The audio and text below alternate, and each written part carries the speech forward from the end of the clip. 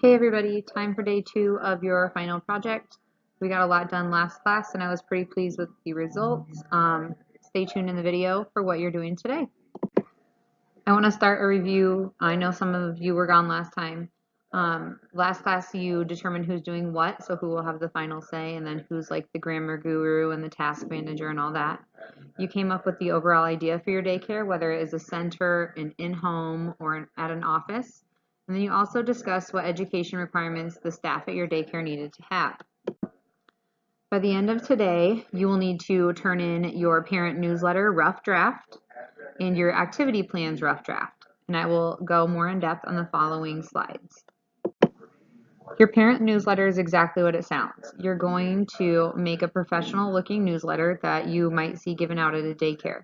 You can look for some ideas on the internet. If you look up daycare parent newsletter, there are a ton of different examples. You should be using a template from Microsoft Word or Microsoft Publisher. You should not be handwriting this. This should not just be something you put in marker. Your grammar guru needs to proofread your newsletter at least twice before you turn it in. So twice before you turn in your rough draft and twice before you turn in your final draft. Your newsletter should include the following: an introduction to who you are, meaning, hi, I'm the daycare director. Upcoming events for each age of child that you have at your daycare center. So what's happening in the infant room, what's coming up, what's happening with the toddlers, what's coming up, are there dates that they need to remember? And you also should have 2 small activity ideas or 2 small snack ideas for caregivers to try with their children at home. So this will all be wrapped up in a newsletter, and at the bottom you will say, thanks so much, the Mrs. Emily daycare staff, or something like that. Okay, the activity plans. You've done one of these before. However, many of you did not get pluses because you were not very specific enough in your plans. So make sure that you are very specific and detailed in your plans for this project.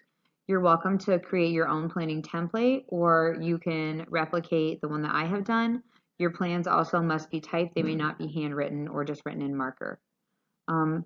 Actually, I take that back. They can be written in marker as long as they're very nice and I can read them. Yeah. You must have an activity plan for each area of development: physical, social, emotional, and intellectual. They should not be overlapping. You shouldn't say, oh, well, this activity plan covers all 4 areas of development. Nope, that's not what I'm looking for. Your plan should be focused on toddler development, not infants. I'm not worried about infants. We're working on toddlers. And then each activity plan should include the following: the age of the child, the area of development, a learning target. A learning target is a milestone.